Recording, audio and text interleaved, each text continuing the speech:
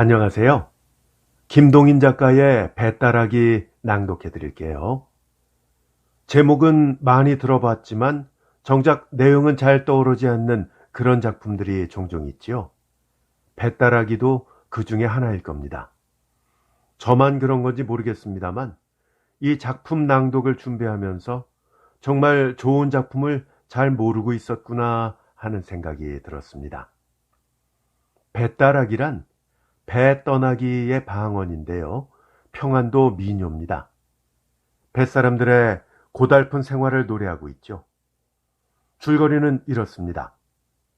유토피아를 꿈꾸는 나는 대동강으로 구경을 나갔다가 배따라기를 부르는 그를 우연히 만나서 그 사람의 사연을 듣게 됩니다. 그에게는 어여쁜 아내와 착한 아우가 있었는데요. 그는 어쩐지 아우에게 질투심을 느끼게 되죠. 그러다가 어떤 큰 오해를 하게 되고 그 후에 그와 그의 아내 그리고 아우의 삶은 완전히 바뀌게 되고 맙니다. 그가 왜 아우를 질투하고 또 큰 오해를 하게 되는지 그 뒤의 이야기는 직접 작품을 감상하시면서 확인하시기 바랍니다. 이 작품은 액자 소설입니다. 한국 현대소설사에서 단편소설의 미학을 본격적으로 보여준 작품으로 평가를 받고 있죠. 액자소설 하니까 떠오르는 명작이 있네요. 많은 사랑을 받은 채만식 작가의 두 순정, 역시 액자소설의 깊은 매력을 보여주고 있죠. 저희 채널에 이미 올라가 있으니까 두 작품을 비교하면서 감상해 보시는 것도 좋겠습니다. 제목은 들어본 듯한데 내용은 잘 모르겠는 소설 배따라기. 그럼 지금부터 배따라기를 부르는 그의 이야기 속으로 함께 여행을 떠나볼까요? 좋은 일기이다. 좋은 일기라도 하늘에 구름 한 점 없는 우리 사람으로서는 감히 접근 못할 위험을 가지고 높이서 우리 조그만 사람을 비웃는 듯이 내려다보는 그런 교만한 하늘은 아니고 가장 우리 사람의 이해자인 듯이 낮추 뭉글뭉글 엉기는 분홍빛 구름으로 우리와 서로 손목을 잡자는 그런 하늘이다. 사랑의 하늘이다. 나는 잠시도 멎지 않고 푸른 물을 황해로 부어내리는 대동강을 향한 모란봉 기슭 새파랗게 돋아나는 풀 위에 뒹굴고 있었다.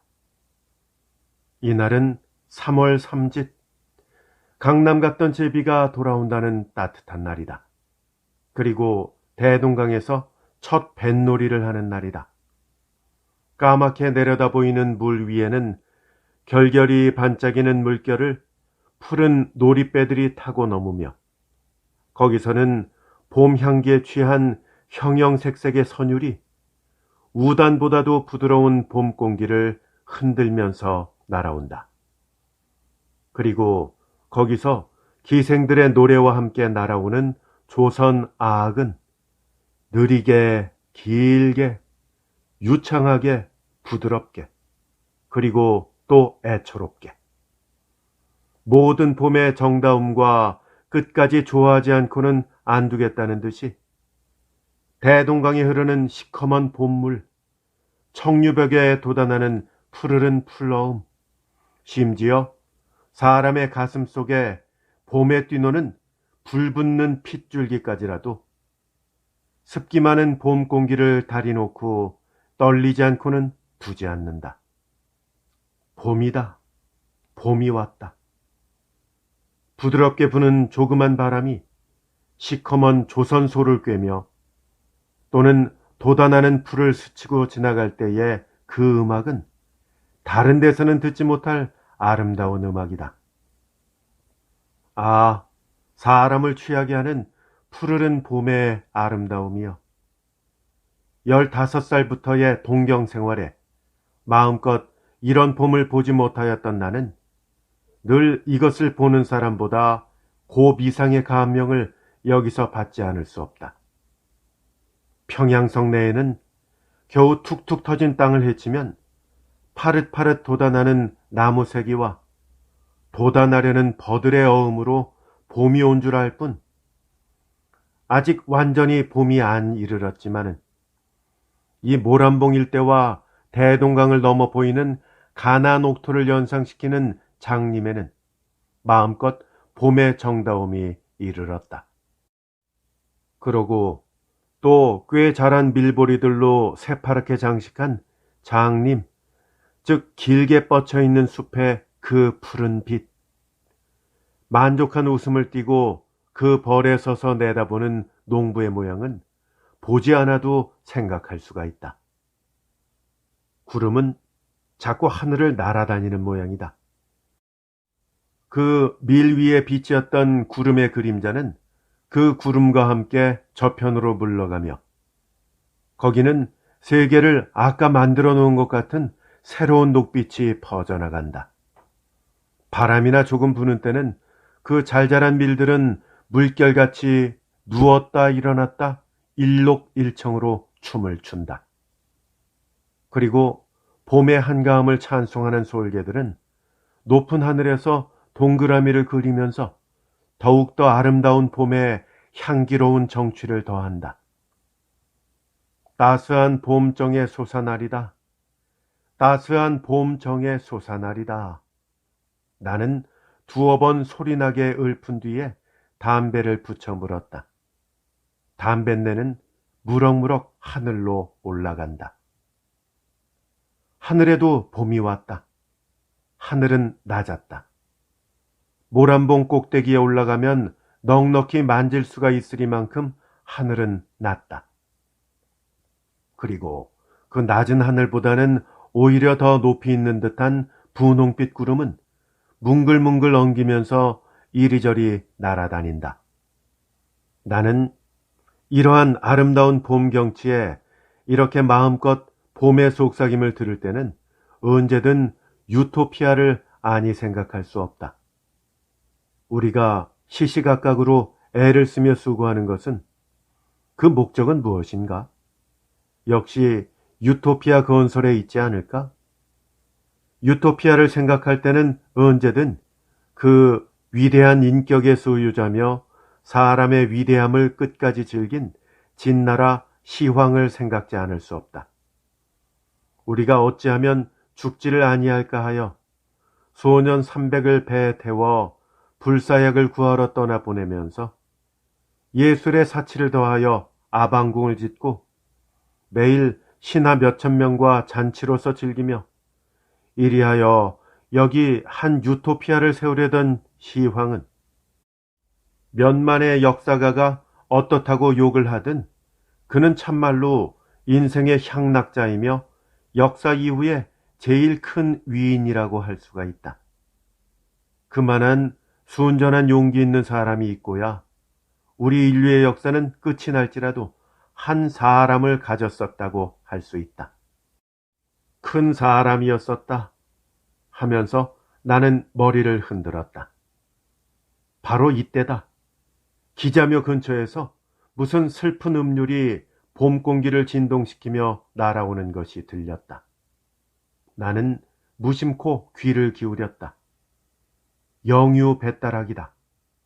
그것도 웬만한 광대나 기생은 발꿈치에도 미치지 못하리만큼 그만큼 그 배따라기의 주인은 잘 부르는 사람이었다. 비나이다 비나이다 산천 후토 1월 성신 하나님전 비나이다. 신락 같은 우리 목숨 살려달라 비나이다. 에야 어그여지야. 여기까지 들었을 때 저편 아래물에서 장고스리와 함께 기생의 노래가 울려오면서 배따라기는 그만 안 들리게 되었다. 나는 2년 전 한여름을 영유에서 지내본 일이 있다. 배따라기의 본고장인 영유에 몇 달 있어 본 사람은 그 배따라기에 대해서 언제든 한 속절없는 애처로움을 깨달을 것이다. 영유, 이름은 모르지만 어느 산에 올라가서 내다보면 아픈 망망한 황해이니 그곳 저녁 때의 경치는 한 번 본 사람은 영구히 잊을 수가 없으리라. 불덩이 같은 커다란 시뻘건 해가 남칠남칠 넘치는 바다에 도로 빠질 듯이 혹은 도로 솟아오를 듯이 춤을 추며 거기서 때때로 보이지 않는 배에서 배따라기만 슬프게 날아오는 것을 들을 땐 눈물 많은 나는 때때로 눈물을 흘렸다. 이로 보아서 어떤 원의 아내가 자기의 모든 영화를 낡은 신처럼 내던지고 뱃사람과 정처 없는 물길을 떠났다 함도 믿지 못할 말이라고 할 수가 없다.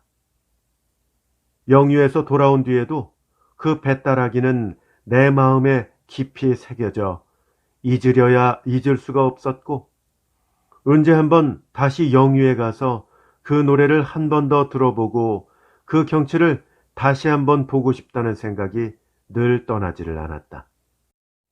이윽고 장구 소리와 기생의 노래는 멎고 뱃다라기만 구슬프게 날아온다. 결결이 부는 바람으로 말미암아 때때로는 들을 수가 없으되 나의 기억과 곡조를 종합하여 들은 뱃다라기는 바로 이 대목이다. 강변에 나왔다가 나를 보더니만 혼비백산하여 꿈인지 생시인지 와르륵 달려들어 섬섬옥수로 붙여잡고 호천망극 하는 말이 하늘로서 떨어지며 땅으로서 솟아났나 바람결에 묻어오고 구름길에 쎄여왔나 이리 서로 붙들고 울음울째 일리제인 이웃마을 모든 사람들이며 일가 친척이 모두 모여 여기까지 들은 나는 마침내 참지 못하고 벌떡 일어서서 소나무 가지에 걸었던 모자를 내려쓰고 그곳을 찾으러 모란봉 꼭대기에 올라섰다. 꼭대기는 좀 더 노랫소리가 잘 들린다. 그는 뱃다라기의 맨 마지막 여기를 부른다. 밥을 빌어서 죽을 쏠지라도 제발 덕분에 뱃놈 노릇은 하지 마라. 에야 어그여지야. 그의 소리로 방향을 찾으려던 나는 그만 자리에 섰다. 어디지? 기자묘? 혹은 을밀대? 그러나 나는 오래 서 있을 수가 없었다. 어떻든 찾아보자 하고 현무문으로 나가서 문 밖에 썩 나섰다. 기자묘의 깊은 솔밭은 눈앞에 쫙 퍼진다. 어디지? 나는 또 물어보았다. 이때 그는 또다시 뱃다라기를 시초부터 부른다. 그 소리는 왼편에서 온다. 왼편이구나 하면서 소리 나는 곳을 더듬어서 소나무 틈으로 한참 돌다가 겨우 기자묘치고는 그중 하늘이 넓고 밝은 곳에 혼자서 뒹굴고 있는 그를 찾아내었다. 내가 상상했던 그런 얼굴이다. 얼굴, 코, 입, 눈, 몸집이 모두 네모나고 그의 이마의 굵은 주름살과 시커먼 눈썹은 고생을 많이 함과 순진한 성격을 나타낸다. 그는 어떤 신사가 자기를 들여다보는 것을 보고 노래를 그치고 일어나 앉는다. 왜? 그냥 하지요. 하면서 나는 그의 곁에 가 앉았다. 뭐, 할 뿐 그는 눈을 들어서 터진 하늘을 쳐다본다. 좋은 눈이었다. 바다의 넓고 큼이 유감없이 그의 눈에 나타나 있다. 그는 뱃사람일 것이라고 나는 짐작하였다. 고향이 영유인가요? 네, 영유서 나기는 했지만은 한 20년 영유에는 가보지도 않았시요. 아니, 왜 20년씩이나 고향을 안 가요? 사람의 일이라니 마음대로 됩될까? 그는 왜 그러는지 한숨을 짓는다. 고저 운명이 대일 힘셉디다. 운명의 힘이 제일 세다는 그의 소리는 사귀지 못할 원한과 뉘우침이 섞여 있다. 그래요? 나는 다만 그를 건너다 볼 뿐이다. 한참 잠잠하니 있다가 나는 다시 말하였다. 자, 노형의 경험담이나 한번 들어봅시다. 감출 일이 아니면 한번 이야기를 좀 해보세요. 뭐 감출 일은. 그럼 어디 들어봅시다 그려. 그는 다시 하늘을 쳐다보았다. 그러나 좀 있다가 하디오 하면서 내가 담배를 붙이는 것을 보고 자기도 담배를 붙여 물고 이야기를 꺼낸다. 19년 전 8월 10하룻날 일입니다. 하면서 그가 이야기한 바는 대략 이와 같은 것이다. 그가 살던 마을은 영유 고을서 한 20리 떠나 있는 바다를 향한 조그만 어촌이다. 그가 살던 조그만 30집쯤 되는 마을에서 그는 꽤 유명한 사람이었다. 그의 부모는 모두 10대쯤 됐을 때 돌아가셨고 남은 사람이라고는 곁집에 딴 살림을 하는 그의 아우 부처와 그 자기 부처뿐이었다. 그들 형제가 그 마을에서 제일 부자이고 또 제일 고기잡이를 잘하였으며 그중 글이 있었고 배따라기도 그 마을에서 빼나게 잘 불렀다. 말하자면 그 형제가 그 동네의 대표적인 사람이었다. 8월 보름은 추석 명절이다. 8월 10하룻날 그는 명절에 쓸 장도 볼 겸 그의 아내가 늘 부러워하는 거울도 하나 사올 겸 장으로 향하였다. 당손네 집에 있는 것보다 더 큰 걸로요. 잊지 말고요. 그의 아내는 길까지 따라 나오면서 잊지 말라고 부탁을 하였다. 안 잊어 하면서 그는 떠오르는 새빨간 햇빛을 앞으로 받으면서 자기 마을을 나섰다. 이렇게 말하기는 우습지만 그는 아내를 고와했다. 그의 아내는 촌에는 드물 만큼 연연하고도 예쁘게 생겼다. 그는 나에게 이렇게 말하였다. 성내 된주골을 가도 그만한 거 쉽디 않가시오. 그러니까 촌에서는 그리고 당시에는 남에게 우습게 보이도록 그 내외의 사이가 좋았다. 늙은이들은 계집에게 혹하지 말라고 흔히 그에게 권고하였다. 부처의 사이는 좋았지만, 아니, 오히려 사이가 좋았기 때문에 그는 아내에게 셈을 많이 하였다. 그리고 그의 아내는 시기를 받을 일을 많이 하였다. 품행이 나쁘다는 게 아니라 그의 아내는 대단히 천진스럽고 쾌활한 성질로서 아무에게나 말 잘하고 애교를 잘 부렸다. 그 동네에서는 무슨 명절이 되면 집이 그중 정결함을 핑계 삼아 젊은이들은 모두 그의 집에 모이고 하였다. 그 젊은이들은 모두 그의 아내에게 아즈마니라고 부르고 그의 아내는 아즈바니 아즈바니 하면서 그들과 짓거리고 즐기며 그 웃기 잘하는 입에는 늘 웃음을 흘리고 있었다. 그럴 때마다 그는 한편 구석에서 눈만 힐근거리며 있다가 젊은이들이 돌아간 뒤에는 불문곡직하고 아내에게 덤벼들어 발길로 차고 때리며 이전에 사다 주었던 것을 모두 걷어올린다. 싸움을 할 때는 언제든 곁집에 있는 아우 부처가 말리러 오면서 그렇게 되면 언제든 그는 아우 부처까지 때려주었다. 그가 아우에게 그렇게 구는 데는 이유가 있었다. 그의 아우는 시골 사람에게는 쉽지 않도록 늠름한 위엄이 있었고 맨날 바닷바람을 쏘였지만 얼굴이 희었다.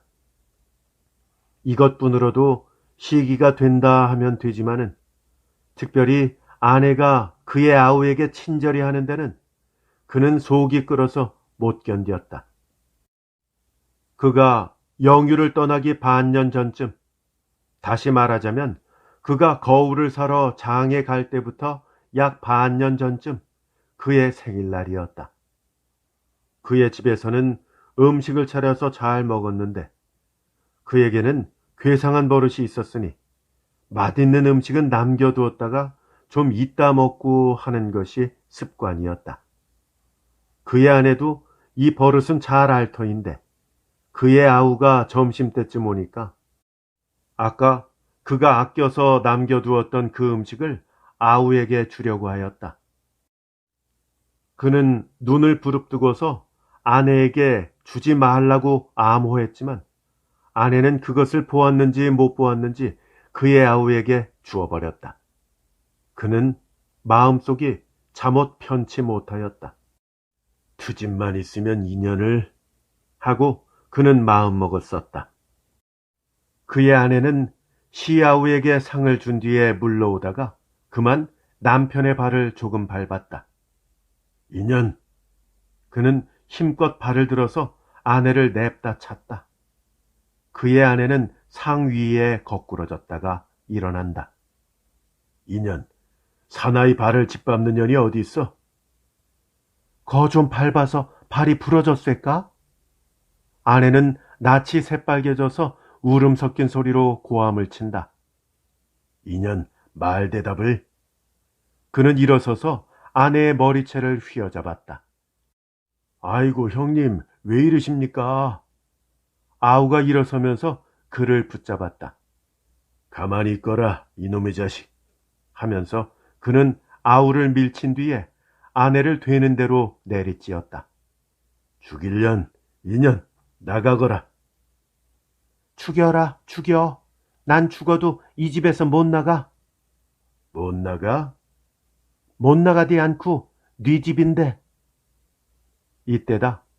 그의 마음에는 그 못 나가겠다는 아내 마음이 푹 들이박혔다. 그 이상 때리기가 싫었다. 우두커니 눈만 흘기고 있다가 그는 망할년, 그럼 내가 나갈라 하고 그만 문 밖으로 뛰어나와서 형님 어디 갑니까?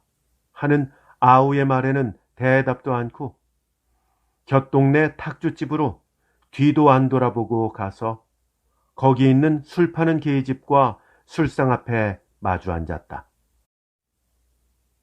그날 저녁 얼근이 취한 그는 아내를 위해서 떡을 한도너치 사가지고 집으로 돌아왔다. 이리하여 또 서너 달은 평화가 이르렀다. 그러나 이 평화가 언제까지든 계속될 수가 없었다.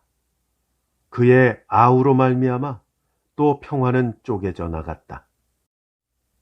5월 초승부터 영유 고을 출입이 잦던 그의 아우는 5월 금음께부터는 고을에서 며칠씩 묵어오는 일이 많았다. 함께 고을에 첩을 얻어두었다는 소문이 퍼졌다. 이 소문이 있은 뒤 아내는 그의 아우가 고을에 들어가는 것을 벌레보다도 더 싫어하고 며칠 묵어나 오는 때면 곧 아우의 집으로 가서 그와談판을 하며 심지어 동서되는 아우의 처에게까지 못 가게 하지 않는다고 싸우는 일이 있었다. 7월 초승께 그의 아우는 고을에 들어가서 열흘쯤 묵어온 일이 있었다. 이때도 전처럼 그의 아내는 그의 아우며 제수와 싸우다 못해 마침내 그에게까지 와서 아우가 그런 못된 데를 다니는 것을 그냥 둔다고 해보자 한다. 그 꼴을 곱게 보지 않았던 그는 첫마디로 고함을 쳤다. 네가 뭔 상관이야? 듣기 싫다. 못난둥이, 아우가 그런들 댕기는 걸 말리디도 못하고. 분김에 이렇게 그의 아내는 고함쳤다. 인연, 뭐라고? 그는 벌떡 일어섰다. 못난둥이. 그 말이 채 끝나기도 전에 그의 아내는 악소리와 함께 그 자리에 거꾸러졌다. 인연, 사나이에게 그따위 말버릇 어디서 배웠? 애미나이 때리는 건 어디서 배웠노? 못난둥이. 그의 아내는 울음소리로 부르짖었다. 이년 그냥 나갈. 우리 집에 있디 말고 나갈. 그는 내리찌으면서 부르짖었다. 그리고 문을 열고 아내를 밀쳤다.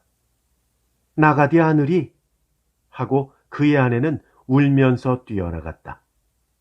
망할년. 토하는 듯이 중얼거리고 그는 그 자리에 주저앉았다. 그의 아내는 해가 져서 어두워져도 돌아오지 않았다. 일단 내쫓기는 했지만 그는 아내가 돌아올 것을 기다리고 있었다.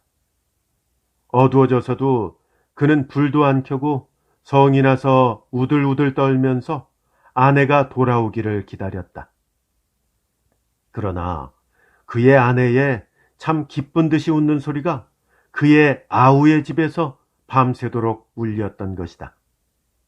그는 꿈쩍도 안 하고 그 자리에 앉아서 밤을 새운 뒤에 새벽 동터올 때 아내와 아우를 죽이려고 부엌에 가서 식칼을 가지고 들어와서 문을 벌컥 열었다. 만약 그의 아내가 근심스러운 얼굴로 그 문 밖에 우두커니 서서 문을 들여다보고 있지 않았다면 그는 아마 아내와 아우를 죽이고야 말았으리라. 그는 아내를 보는 순간 마음에 가득 차는 사랑을 깨달으면서 칼을 내던지고 뛰어나가서 아내 머리채를 휘어잡고 인연하면서 들어와서 뺨을 물어뜯으면서 함께 이리저리 자빠져서 뒹굴었다. 그런 이야기를 다 하려면 끝이 없으되 다만 그의 아내, 그의 아우 이렇게 세 사람의 삼각관계는 대략 이와 같았다. 각설하고 아까 거울을 사러 장을 보러 갈 때로 이야기는 돌아간다. 거울은 마침 장에 마음에 맞는 것이 있었다. 지금 것과 대보면 어떤 때는 코도 크게 보이고 입이 작게도 보이는 것이지만 그 당시에는 그리고 그런 촌에서는 둘도 없는 귀한 물건이었다. 거울을 사가지고 장을 본 뒤에 그는 이 거울을 아내에게 주면 그 기뻐할 모양을 생각하며 새빨간 저녁 햇빛을 받는 넘치는 듯한 바다를 안고 자기 집으로 늘 들러오던 탁주집에도 안 들러서 돌아왔다. 그러나 그가 그의 집 방 안에 들어섰을 때 뜻도 안 했던 광경이 그의 눈에 벌려 있었다.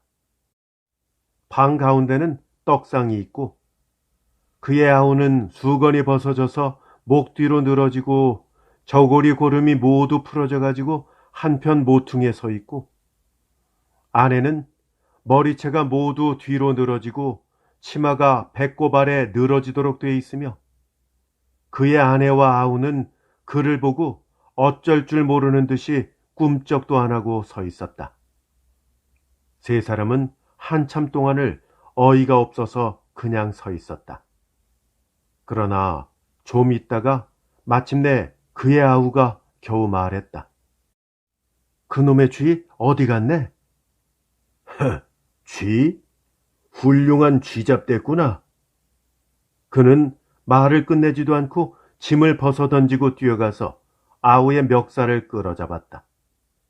형님, 정말 쥐가... 쥐? 이놈, 형수하고 그런 쥐 잡는 놈이 어디 있니? 그는 아우의 따귀를 몇 대 때린 뒤에 등을 밀어서 문 밖에 내던졌다.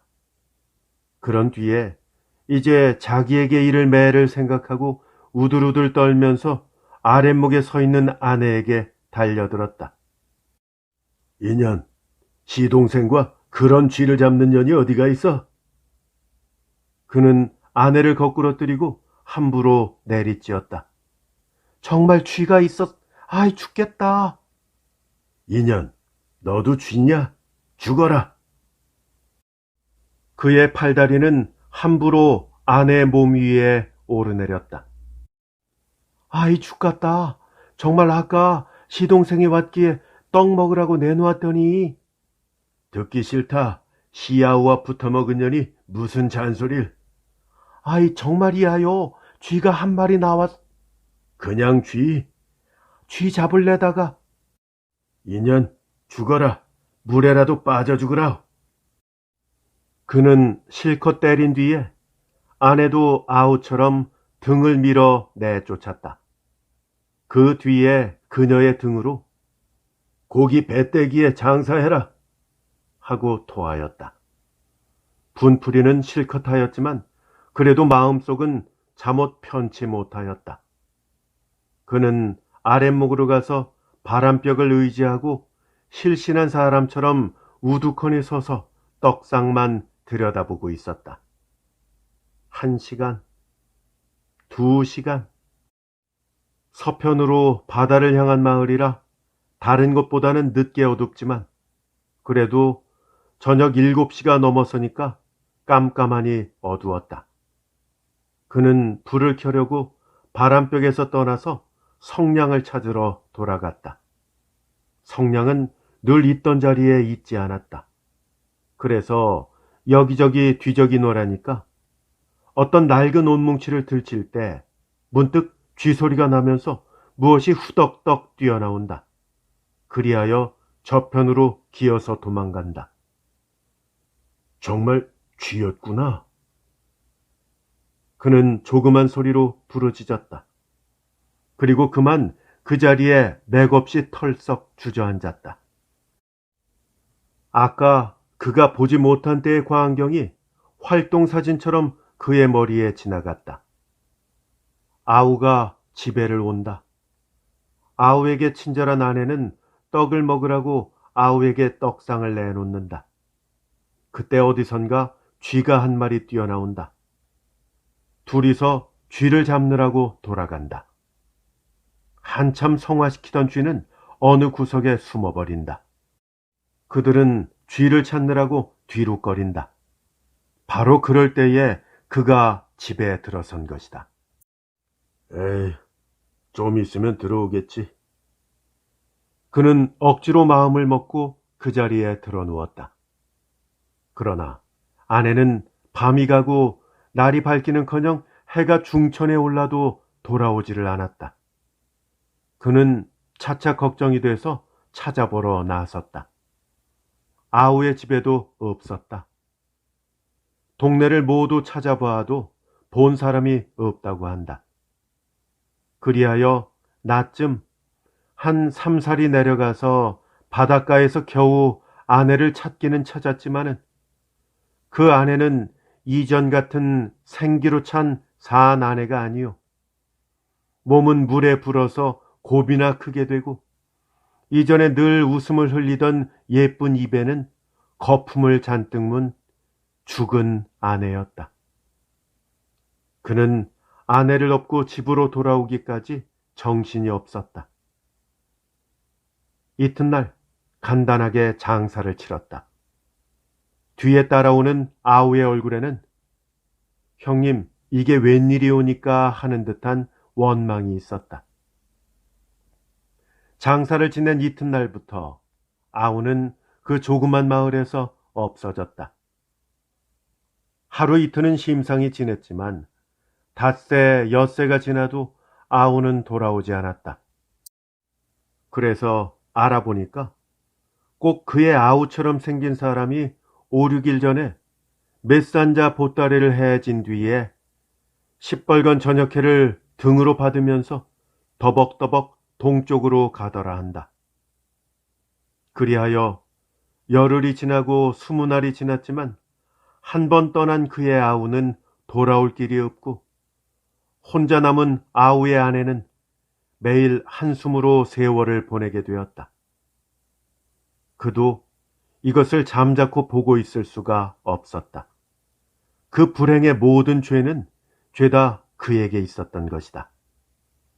그도 마침내 뱃사람이 되어서 적으나마 아내를 삼킨 바다와 늘 접근하면서 가는 곳마다 아우의 소식을 알아보려고 어떤 배를 얻어 타고 물길을 나섰다. 그는 가는 곳마다 아우의 이름과 모습을 말하여 물었지만은 아우의 소식은 알 수가 없었다. 이리하여 꿈결같이 10년을 지내서 9년 전 가을 탁탁히 낀 안개를 꿰며 연한 바다를 지나가던 그의 배는 몹시 부는 바람으로 말미암아 파산을 해서 벗 몇 사람은 죽고 그는 정신을 잃고 물 위에 떠돌고 있었다. 그가 겨우 정신을 차린 때는 밤이었었다. 그리고 어느덧 그는 무태에 올라와 있었고 그를 말리느라고 새빨갛게 피어놓은 불빛으로 자기를 간호하는 아우를 보았다. 그는 이상이 놀라지도 않고 천연하게 물었다. 너 어떻게 여기 완? 아우는 잠자코 한참 있다가 겨우 대답하였다. 형님, 거저 다 운명이 외다. 따뜻한 불기운에 깜빡 잠이 들려다가 그는 화닥닥 깨면서 또 말했다. 10년 동안에 되게 파랬구나. 형님, 나도 변했거니와 형님도 몹시 늙으셨쇠다. 이 말을 꿈결같이 들으면서 그는 또 혼혼히 잠이 들었다. 그리하여 두어 시간 꿀보다도 단잠을 잔 뒤에 깨어보니까 아까처럼 새빨간 불은 피어있지만은 아우는 어디로 갔는지 없어졌다. 곁에 사람에게 물어보니까 아우는 형의 얼굴을 물끄러미 한참을 들여다보고 있다가 새빨간 불빛을 등으로 받으면서 터벅터벅 아무 말 없이 어둠 가운데로 쓰러졌다 한다.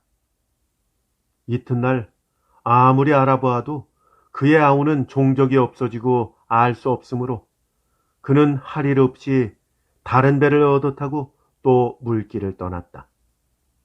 그리하여 그의 배가 해주에 이르렀을 때 그는 해주장에 들어가서 무엇을 사려다가 저편 맞은편 가게에 얼핏 그의 아우 같은 사람이 보여서 뛰어가 보니 그는 벌써 없어졌다. 배가 해주에는 오래 머물지 않으므로 그의 마음은 해주에 남겨두고 또다시 바닷길을 떠났다. 그 뒤 3년을 이리저리 돌아다녔어도 아우는 다시 볼 수가 없었다. 그리하여 3년을 지내서 지금부터 6년 전에 그가 탄 배가 강화도를 지날 때에 바다를 향한 가파른 뇌편에서 바다를 향해 날아오는 뱃따라기를 들었다. 그것도 어떤 구절과 곡조가 그의 아우 특식으로 변경된 그의 아우가 아니면 부를 사람이 없는 그 뱃따라기였다. 배가 강화도에는 머물지 않아서 그저 지나갔지만 인천에서 열흘쯤 머무르게 되었으므로 그는 곧 내려서 강화도로 건너가 보았다. 거기서 이리저리 찾아다니다가 어떤 조그만 객주집에서 물어보니 이름도 그의 아우요, 생긴 모습도 그의 아우인 사람이 묵어 있기는 했지만은 바로 사나흘 전에 도로 인천으로 갔다고 한다. 그는 곧 돌아서서 인천으로 건너와 찾아보았지만 그 조그만 인천서도 그의 아우를 찾을 수가 없었다. 그 뒤에 눈 오고 비 오며 6년이 지났지만 그는 다시는 아우를 만나보지 못하고 아우의 생사조차도 알 수가 없었다. 말을 끝낸 그의 눈에는 저녁해에 반사돼서 몇 방울의 눈물이 반뜩인다. 나는 한참 있다가 겨우 물었다. 노형 개수는요? 모르디요. 20년을 영유에는 안 가봤으니까요. 노형은 이제 어디로 갈 건가요? 그것도 모르디요. 덩터가 있나요? 바람 부는 대로 몰려댕기디요. 그는 다시 한번 나를 위하여 뱃따라기를 불렀다. 아, 그 속에 잠겨있는 사귀지 못할 뉘우침, 바다에 대한 애처로운 그리움. 노래를 끝낸 다음에 그는 일어서서 시뻘건 저녁해를 잔뜩 등으로 받으며 을밀대로 향하여 더벅더벅 걸어간다. 나는 그를 말릴 힘이 없어서 멀거니 그의 등만 바라보고 앉아 있었다.